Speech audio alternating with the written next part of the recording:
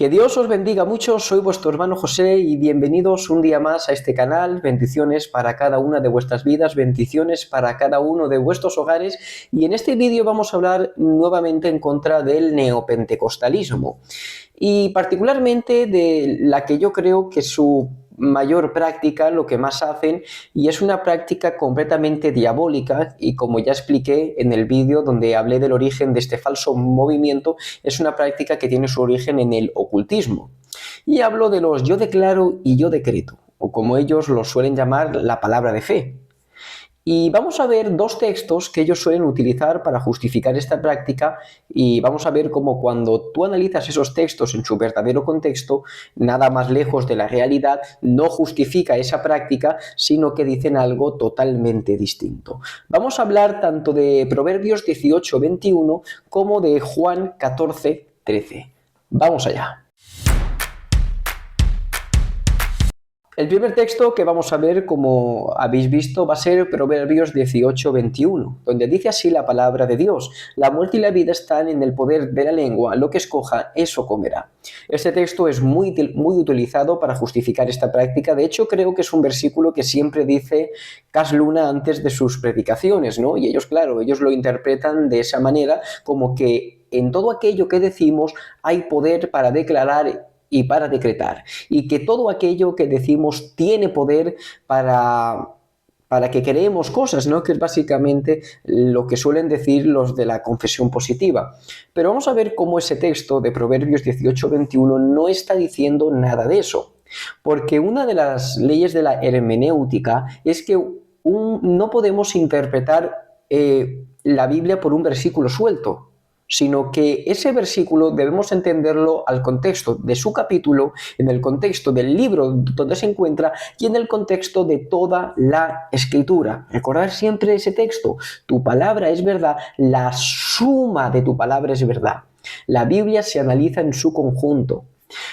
Luego hay más matices donde podemos analizar todo en el contexto histórico, quién lo dice, por qué lo dice, cuándo lo dice, pero básicamente la principal herramienta hermenéutica que siempre debemos tener en mente es esa: no interpretar nunca en versículos sueltos, sino leerlo todo en su contexto. Y esto es lo que vamos a hacer con este texto, porque cuando analizamos este capítulo 18 de Proverbios, nos damos cuenta que lo que el autor está diciendo es que las palabras tienen consecuencias. Todo aquello que digamos va a tener una repercusión natural.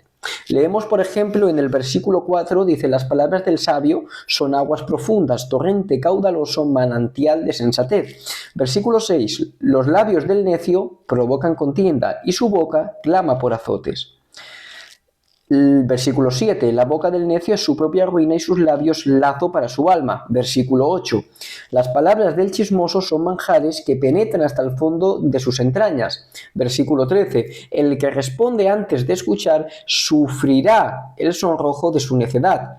Versículo 17, el primero que se defiende parece tener razón hasta que llega el otro y lo contradice, y llegamos al versículo 21, que es el que estamos tomando: la muerte y la vida están en el poder de la lengua.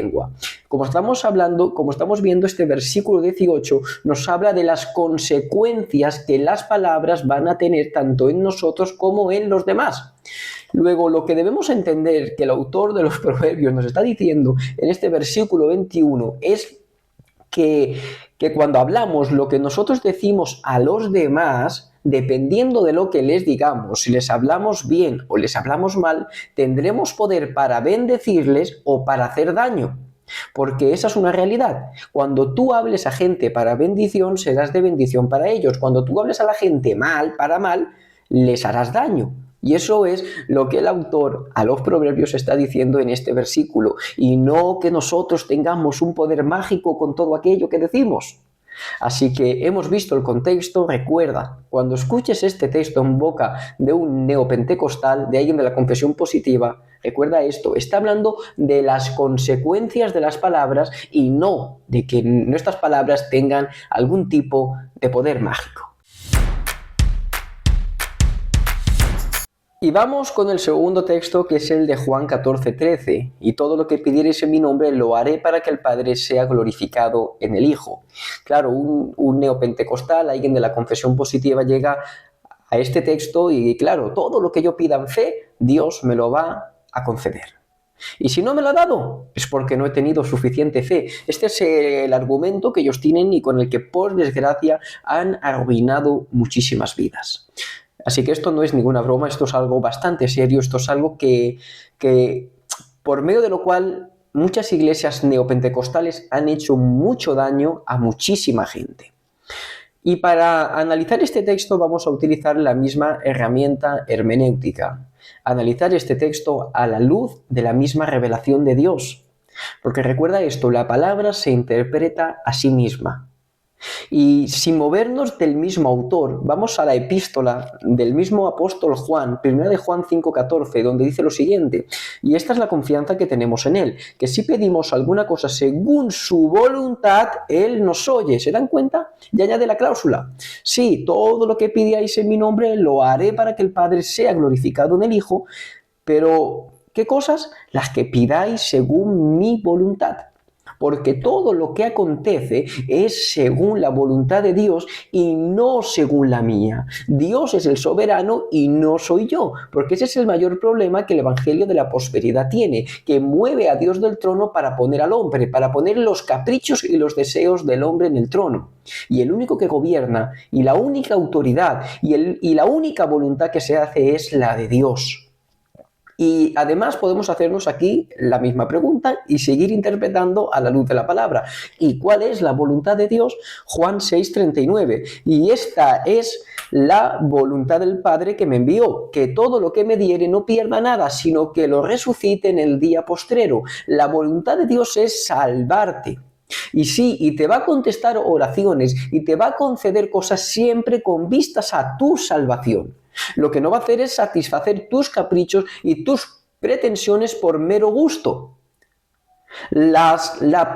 Como digo, el propósito de Dios es salvarte, no darte un Lamborghini, no darte un Ferrari, no darte un coche de última gama, no que tu cuenta del banco esté a rebosar de dinero, no darte una casa de 5 plantas, no, la voluntad de Dios es salvarte y todo aquello que te conceda irá relacionado con tu salvación. Igualmente que todo aquello que no te conceda también irá relacionado con tu salvación. Porque muchas veces, si Dios nos diera todo aquello que pedimos, yo creo que muchas veces nos perderíamos. Recuerda que Dios es omnisciente, que Él conoce todo aquello que te conviene y tú no lo sabes. Así que confiemos en la voluntad de Dios.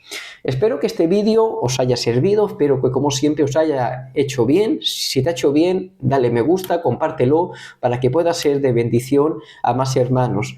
Que Dios os bendiga mucho.